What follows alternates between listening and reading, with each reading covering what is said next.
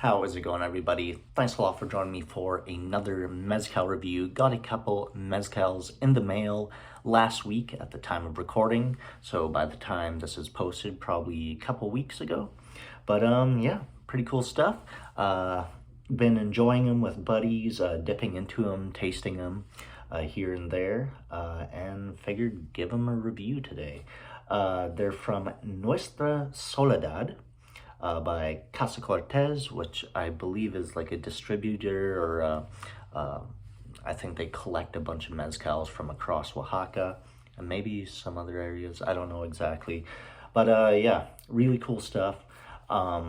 They're closely related to El Holgorio. I know this one at least is produced or made by one of the mezcaleros of El Holgorio, I think a Pechuga and a couple Quiches, Karwinskis, stuff like that.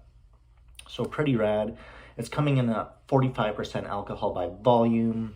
Hecho in Mexico. This is the Santiago Matatlan that I'll be reviewing in this video.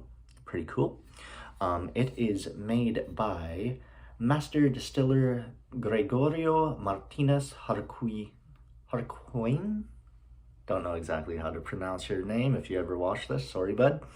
But it's bottle number 396 out of 450, produced in 2022.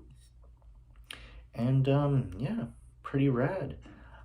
Siempre contigo. I forget what contigo means. Man, I gotta brush up on my Spanish more. Yeah, pretty cool stuff. Santiago Matatlan, I went on a tour there one day with Rambling Spirits and visited 3 distilleries, went to some ancient ruins, and it was really cool. Dainzu Ruins, check it out, Dainzu, I believe. Had a great time, met some great people, met all the families and stuff. Yeah, Rambling Spirits, if you're ever in Oaxaca, check them out. Really great, in-depth, personalized tours, so really cool. Yeah, and then next day I think we went to Santa Catarina, Minas, right, and visited 3 more, so really cool time. But yeah, onto this one. I don't know exactly the lore between Nuestra Soledad, which means our solitude. It's homage to the lady patron saint of Oaxaca, the Lady of Solitude, I think they call it. But yeah, let's get into this one. I got it poured out here in my jicara I bought last time I was in Oaxaca. Really cool. I've been letting it sit about 10-15 minutes just to let it breathe a little bit. So let's get an aroma off this guy. Yeah. Wow. Smells really good. I mean, there's this certain almost like a licorice aroma in the background. It is a nice amount of smokiness, like a dry, ashy smokiness. Like a smell of a campfire that's been out for quite a while. Just the ashiness of it, really rad. Yeah, that's first time I've gotten the licorice kind of aroma out of that, or out of this one. There is a little bit of a pepperiness, like a charred, I want to say Serrano, something like that. I'm getting some, chocolate notes, really earthy, and like, I don't know if this is, sorry, got something in my eye. Sorry about that. I forget what this is distilled and aged in. I did look it up, but totally forget. I know it's just, it's distilled in copper, but I don't know if clay's involved at all, but I do get like this minerality kind of out of it.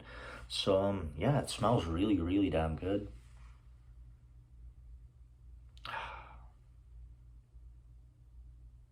Yeah.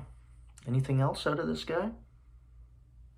Maybe some orchard fruit like a pear, something like that.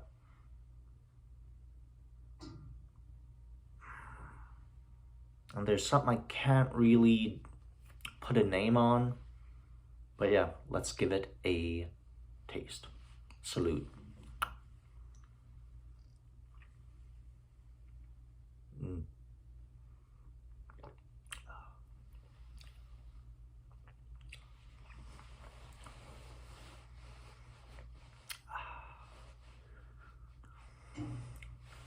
Wow. Mm. On the flavor, not a whole lot of smoke, but once you breathe out, just gets me every time. God, I love mezcal. The alcohol is pretty present first sip, right in the front of the tongue. It kind of bites a little bit right there, but then disappears, and then you feel it right there instantly. Big warmth. 45%. First sip at least, it is a little boozy for my liking, but that often disappears after like 2 or 3 sips. So let's take another couple.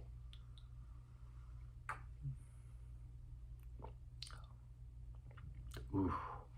Starting to pick up like this funkiness. I often get a nice funky quality out of the Santiago, Matatlan mezcals that I had. I kept noticing it. And then when I went to Santa Catarina Minas, that place has some funky ass mezcals, almost like blue cheese, some of them. But this one's got like like the pulque aroma. I want to say like sourdough. You know, think sourdough. Think a light cream cheese, like a light sweetened cream cheese, like slight cheesecake vibe in the background. There's notes of agave nectar, roasted piña, stuff like that. But for the most part, what I get in this one is earth, really earthy, really. You taste the pits that it's roasted in. Really cool. Yeah, from what I read, actually, this espadín is most of the time they separate like from at least what I saw, like espadín from other ones and just grow huge amounts of espadín in rows. Apparently, this one is grown in the middle of Tepestate, Tobala, and one more. I forget the other one. But maybe Karwinski's. Karwinski, I forget exactly. But it's, yeah, got this different kind of flavor than most espadines I've had. There is a slight tropical fruit kind of thing. It's got like this vanilla kind of flavor, chocolate. I'm getting toasted cinnamon, stuff like that.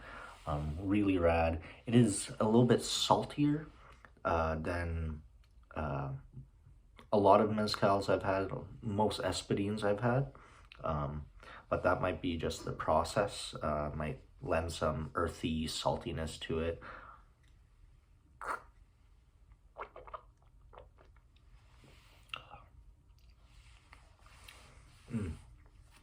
Yeah, just really good balance.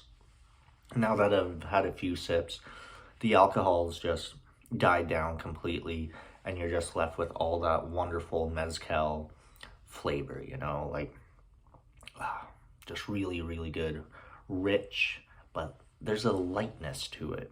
There is a slight sticky kind of mouthfeel to it.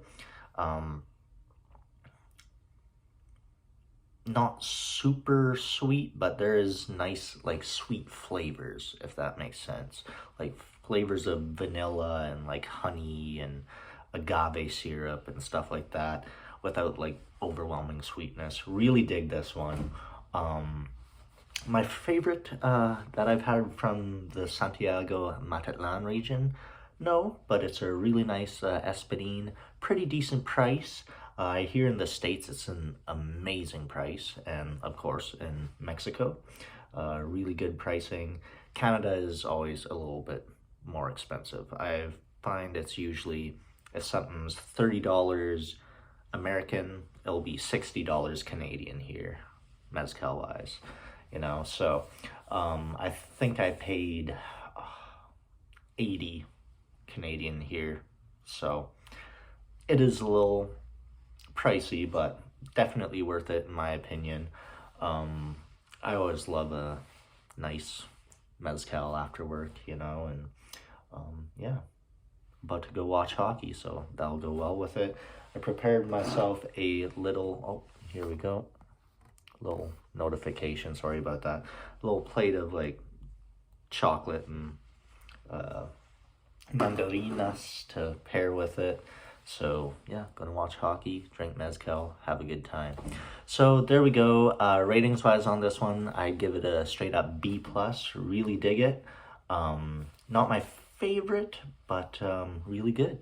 So I think if I bought another one and I'd age it for a few years, like 2-3 years in glass, and then try it, I think some of the flavors would pop more and the booze would die down a bit. It is a 2022 bottle, so it can be a little harsh when it's that fresh, like within a year old. But yeah, there we go.